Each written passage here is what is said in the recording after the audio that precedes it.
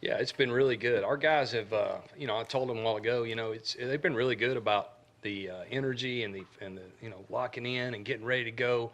We kind of, during walkthrough, we kind of, hey, we're locking in right now for the practice and each day, and just trying to get those guys to focus like you would any classroom or anything. You're trying to get your students to focus. Same thing with us, and we start with our walkthrough. And I've been really pleased with our guys for the first four practices for sure. Can you tell us a little bit about some of the drills you put these quarterbacks through? I mean, we get to see a little bit, but just the two practices, we've seen some different things that Yeah. maybe you don't necessarily see on any level, in open practice. Well, I think for us to be, successful in any position, really, you have to be fundamentally sound. And I think that's important to build that base and that foundation of that, especially during spring ball, because this is the time where you start, you're getting your guys kind of fundamentally dialed in and the footwork and the mechanics of throwing the ball and all that stuff. So, I just felt like it's really important to start with that and try to build a base with these guys. And honestly, because I've never been on the field with them before, we started spring ball, so I really wanted to see kind of how they reacted. And obviously, you're not going to really change a whole lot of their throwing motion and all that stuff, but we want to make sure they're doing certain things the right way so we can throw accurately and on time. And I think it's important to start, with a foundation and build on each day. Some of these drills we'll do early on and maybe not do them again until right at the end or maybe fall count, but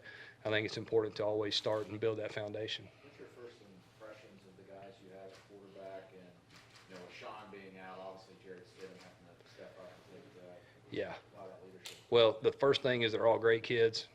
That makes it a lot easier to go in that meeting room every day when you enjoy being around those guys. And I really enjoy being around them. And Sean's been great. I mean, he's had some limited throwing on the side, kind of rehabbing and stuff, but he's dialed in and helping me coach the young quarterbacks, which I think is important. Sean's played a lot, so he's got a lot of knowledge and a lot of foundation to lean on. And Jared's played some too, so that's been good. Those two guys, older guys, a little bit more mature, and have done a really good job of kind of mentoring the younger quarterbacks. But it's been great. I've enjoyed being around them and learning their personalities, and enjoyed working with them so far. You mentioned Sean's been able to do some throwing on the side. Is that the most he's been able to do so far? Yeah, I mean, he's done a lot of footwork, a lot of drill work, a lot of stuff without throwing. But we got him on a pitch count and rehab and so forth. So we got to make sure we follow that. How was it having Coach Sullivan out there today? Oh, it's great. A legend, Heisman Trophy winner. I've known him for a little bit, being in Birmingham like I was earlier in my career, and just a lot of fun to stand there with a guy that's done as much as he has for Auburn and for our game, of college football. So he's definitely one of the legends of college football, and enjoy being around him when I can. Where do things stand with the quarterback picture? Gusson said he was trying to trim it down, at least for the competition for the starting job. But obviously, everybody still get reps, but as far as Right. reps with first team, reps with second team, you can try and trim that down pretty quickly. So where do things stand? Yeah, we're still kind of evaluating them all, to be honest with you. I mean, I think Jarrett, Woody, and Malik have started getting the bulk of a lot of our reps, but at the same time, we're not anywhere ready to say, hey, we're going with these guys or whatever. We're still trying to do the evaluation. Is John still in the mix? Yeah, oh yeah. If John doesn't win the starting job, then he's going to go play another position. But right now, he's definitely still in the mix. Did he see time at quarterback? Yeah, he saw a little bit of time during our Indy time. We kind of got a rotation with him. Sometimes he'll be with individuals, sometimes he'll be with groups, sometimes he'll be with teams. So still rotating him through. What have your impressions been of Malik Willis so far? For a freshman, for a guy that really should be in high school getting ready for his prom, I think he's been really, really good. I mean, he's a mature kid. He played in a great program at Roswell with some really good coaches. You can tell he's played a high-level high school football. I think Malik's a very talented guy. He's smart. He's trying everything he can to soak in everything. And obviously, you get out there in the speed of the game in college football, your first time in it, it's going to be an adjustment. I think, today I really thought the game slowed down for him a little bit. He kind of got his feet going with his body, with his upper body. Sometimes his feet are going one way and his upper body's going the other early on, but really, really like his progress. Tim, just you mentioned Jared, kind of, Mhm. having already gone through it.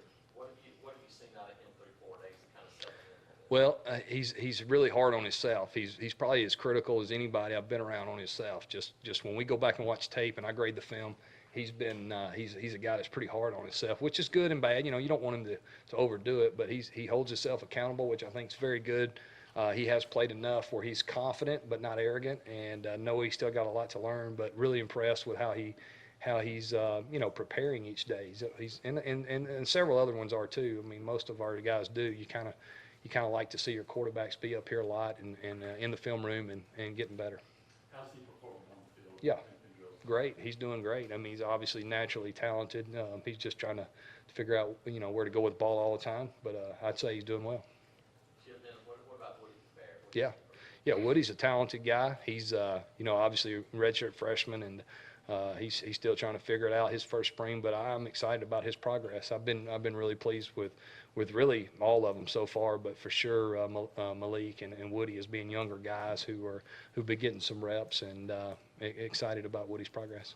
Over the years, Gus has had a rule not allowing his quarterbacks to work with private QB coaches in the offseason. He said he was going to leave that up to you now that you're here. Yeah. Has that changed at all? Or are you...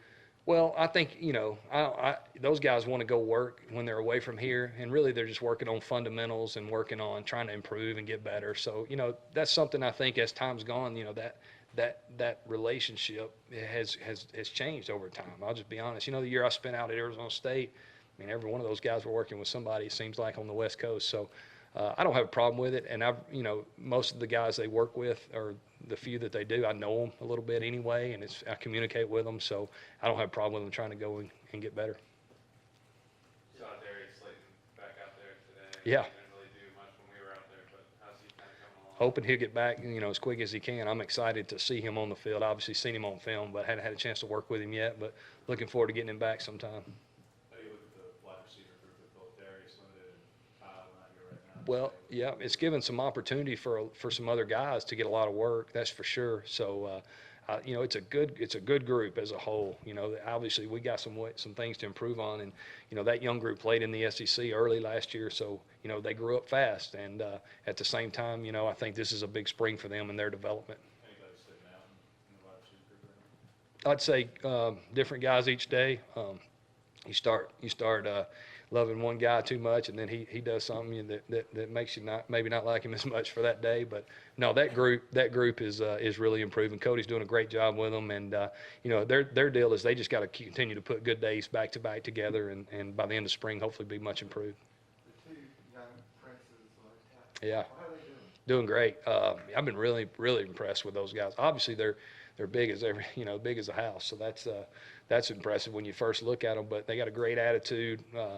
They're very intelligent, very smart kids, and those guys just got to get reps, man. They hadn't played a whole lot in their career, so we're excited about their future. Jim, you think Tate is a guy that has a legitimate chance to compete at left tackle? Yeah, I mean, I think so. I mean, we'll see. Time will tell on that, whether or not when he's ready and all that. But he's definitely in the mix and getting a lot of reps, and I like the progress he's making.